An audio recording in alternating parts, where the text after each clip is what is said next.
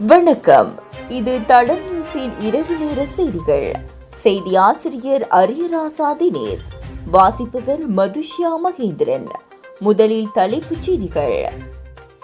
மீண்டும் உயரப்போகும் மின்கட்டணம், மக்களுக்கு வெளியான தகவல். சட்டவிரோத மது கடத்தல், 3 பேர் கைது.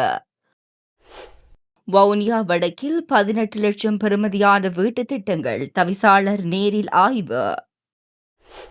கிளிநொச்சியில் திடீர் வாகன சோதனை, தரமற்ற வாகனங்களுக்கு நடவடிக்கை. 8 லட்சம் சுற்றுலா பயணிகள் நாட்டுக்கு வருகை. எரிபொருள் விலையில் சிறிய அதிகரிப்பு ஏற்படலாம், ஜனாதிபதி. தொடர்வது விரிவான செய்திகள். மின்சார கட்டணம் குறைக்கப்படும் என அரசாங்கம் வாக்குறுதி அளித்த போதிலும் மின் கட்டணத்தை அதிகரிக்க அரசாங்கம் திட்டமிட்டுள்ளதாக குற்றச்சாட்டு எழுந்துள்ளது. எதிர்வரும் 10ஆம் தேதியளவில் மீண்டும் 11% மின்சார கட்டணங்கள் அதிகரிக்கப்பட வாய்ப்புள்ளதாக ஐக்கிய மக்கள் சக்தி நாடாளுமன்ற உறுப்பினர் ஹர்ஷடி சில்வா தெரிவித்துள்ளார். கொழும்பில் நேற்று நடைபெற்ற ஐக்கிய மக்கள் சக்தியின் மேதின கூட்டத்தில் கலந்து கொண்டு உரையாற்றும் போதே அவர் இதனை குறிப்பிட்டார். அவர் மேலும் தெரிவிக்கையில், நிலக்கரி இறக்குமதியில் இடம்பெற்ற ஊழலால் ஏற்பட்ட 18 பில்லியன் ரூபாய் இழப்பை மக்கள் மீது சுமத்த வேண்டாம் என சர்வதேச நாணய நிதியம் அறிவுறுத்தியுள்ளது. எனினும் அரசாங்கம் அதனை மறைமுக வரிகள் மூலம் மக்களிடையே வசூலிக்க தயாராகி வருவதாகவும் அவர் குறிப்பிட்டுள்ளார். அதற்கமைய இந்த மாதம் 10ஆம் தேதி அளவில் மின்சார கட்டணத்தை மீண்டும் 11% வரை உயர்த்த திட்டமிட்டுள்ளதாக அவர் சுட்டிக்காட்டியுள்ளார். அத்துடன் உணவு, மருந்து மற்றும் விவசாய உபகரணங்களுக்கான வட் வரியை நீக்குவதாக கூறிவிட்டு நடைமுறையில் சமூக பாதுகாப்பு வரியுடன் சேர்த்து சுமார் 22% வரை வரி வசூலிப்பதாகவும் நாடாளுமன்ற உறுப்பினர் ஹர்ஷடி சில்வா தெரிவித்துள்ளார். நாட்டின் வெவ்வேறு பகுதிகளில் நேற்று வெள்ளிக்கிழமை போலீசாரால் முன்னெடுக்கப்பட்ட சுற்றி வளைப்புகளில் சட்டவிரோத மதுபானத்துடன் 3 கைது செய்யப்பட்டுள்ளனர். படல்கம போலீஸ் பிரிவுக்குட்பட்ட கல்வி பகுதியில் நடத்தப்பட்ட சோதனையில் நீர்கொழும்பு பகுதியைச் சேர்ந்த 62 வயதுடைய நபர் ஒருவர் கைது செய்யப்பட்டார். அவரிடமிருந்து 56.25 லிட்டர், அதாவது 75 போத்தல்கள் சட்டவிரோத மதுபானம் கைப்பற்றப்பட்டது. கணேமுல்ல போலீஸ் பிரிவுக்குட்பட்ட யாக்குட பகுதியில் நடத்தப்பட்ட சோதனையில் யாக்குட பகுதியைச் சேர்ந்த 44 வயதுடையவர் கைது செய்யப்பட்டார்.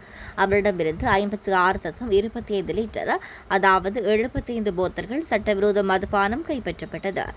யாயில போலீஸ் பிரிவுக்குட்பட்ட ஏகல பகுதியில் சட்டவிரோத மதுபானம் வைத்திருந்த குற்றச்சாட்டில் அப்பகுதியைச் சேர்ந்த 62 வயதுடைய பெண் ஒருவர் கைது செய்யப்பட்டார். அவரிடமிருந்து 67.5 லிட்டர், அதாவது 90 போத்தல்கள் கைப்பற்றப்பட்டது.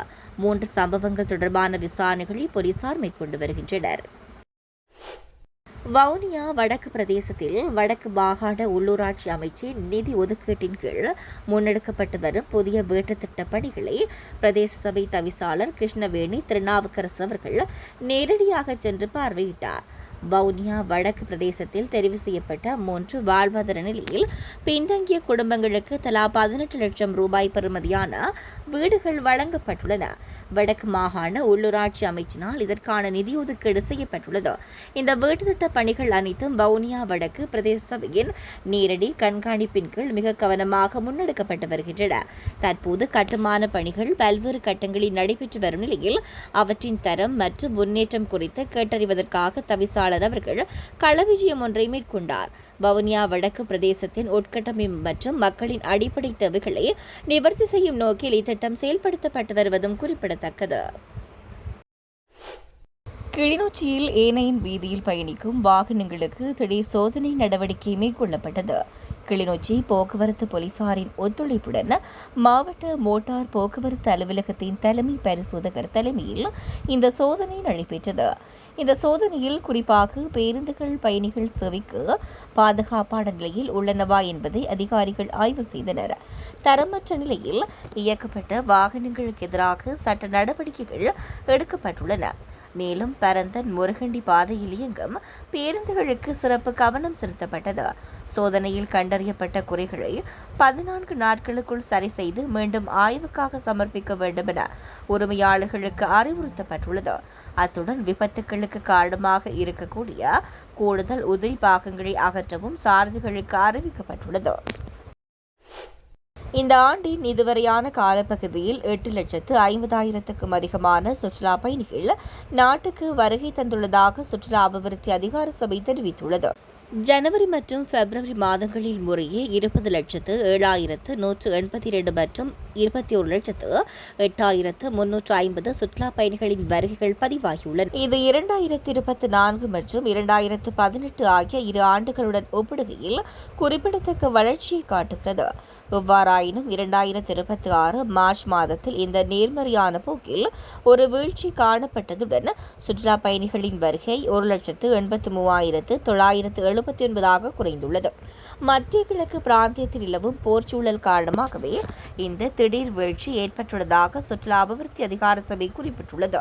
இதற்கிடையில் ஏப்ரல் மாதத்தில் 1,17,893 சுற்றுலா பயணிகள் மட்டுமே நாட்டுக்கு வருகை தந்துள்ளனர்.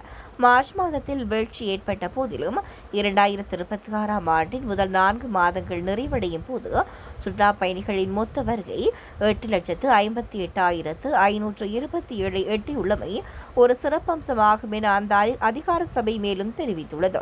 இந்தியா, பிரித்தானியா, ரஷ்யா, சீனா மற்றும் ஜெர்மனி ஆகிய நாடுகளிலிருந்து அதிகளவான சுற்றுலா பயணிகள் நாட்டுக்கு வருகை தந்துள்ளதாக சுற்றுலா வளர்ச்சி அதிகார சபை மேலும் சுட்டிக்காட்டியுள்ளது. வலுசக்தி துறையில் ஒருவித நெருக்கடி நிலை ஏற்பட்டுள்ளதாக ஜனாதிபதி அனுரகுமார திசாநாயக்க தெரிவித்துள்ளார். தேசிய மக்கள் சக்தியின் கொழும்பு மாவட்ட மேதின பேரணியில் உரையாற்றும் போதே ஜனாதிபதி இதனை தெரிவித்தார். அவர் இங்கு மேலும் உரையாற்றுகையில், வலுசக்தி துறையில் ஒரு நெருக்கடி ஏற்பட்டுள்ளது. எரிபொருள் விலை பாரிய அளவில் அதிகரித்து வருகிறது. இன்றும் 1 லிட்டர் டீசல் 382 ரூபாவாக உள்ளது. அரசாங்கம் விற்பனை செய்யும் ஒவ்வொரு லிட்டர் எரிபொருளுக்கும் எரிபொருள் கூட்டுத்தாபனத்துக்கும் ஏனைய நிறுவனங்களுக்கும் 100 ரூபாய் மானியம் வழங்கப்படுகிறது. இன்றும் நீங்கள் எரிபொருள் நிரப்பு நிலையங்களில் இருந்து பெறும் ஒரு லிட்டர் டீசல் விலை 482 ரூபாவாகும். ஆனால் நீங்கள் அதனை 382 ரூபாவுக்கே பெறுகின்றீர்கள். அரசாங்கம் இதற்காக 100 ரூபாயை வழங்குகிறது. இது மக்களை கவனிக்கும் ஒரு அரசாங்கம். எரிபொருள் விலை இன்னும் அதிகரித்து வருகிறது. இந்நாட்டு மக்களுக்கு தேவையான எரிபொருள் மானியத்தை வழங்குவதற்காக நாங்கள் 6,000 கோடி ரூபாவை ஒதுக்கியுள்ளோம். உழைக்கும் மக்களின் அரசாங்கங்கள் அவ்வாறு தான் இருக்கும். எனினும் விலை மேலும் அதிகரிக்கிறது. எரிபொருள் விலையை மேலும் சிறிய அளவுகளில் அதிகரிக்க வேண்டியிருக்கும். நாம் அதிகபட்சமாக மானியங்களை வழங்க நடவடிக்கை எடுத்து வருகின்றோம். வலுசக்தி துறையில் நெருக்கடி நிலவுகிறது. நிலக்கரி விலை அதிகரித்துள்ளது. எரிபொருள் விலை உயர்ந்துள்ளது. நீர்த்தேக்கங்களில் நீர்மட்டம் ஓரளவுக்கு குறைந்துள்ளது. அதன் காரணமாக சில விலை அதிகரிப்புகளை மேற்கொள்ள வேண்டியுள்ளது. எவ்வாறாயினும் மின்சார நுகர்வோரில் 96% எந்தவித விலை அதிகரிப்புமின்றி மானியம் வழங்க தீர்மானித்துள்ளோம். அதற்காக 1,500 கோடி ரூபாவை செலவிட தீர்மானித்துள்ளோம் என்றார்.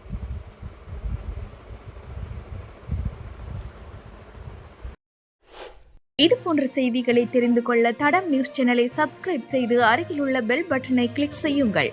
மேலும் இது போன்ற செய்திகளை உடனுக்குடன் தெரிந்து கொள்ள தடம் FM.com என்ற இணையதளத்தின் வாயிலாகவும் எங்களுடன் இணைந்து கொள்ளுங்கள்.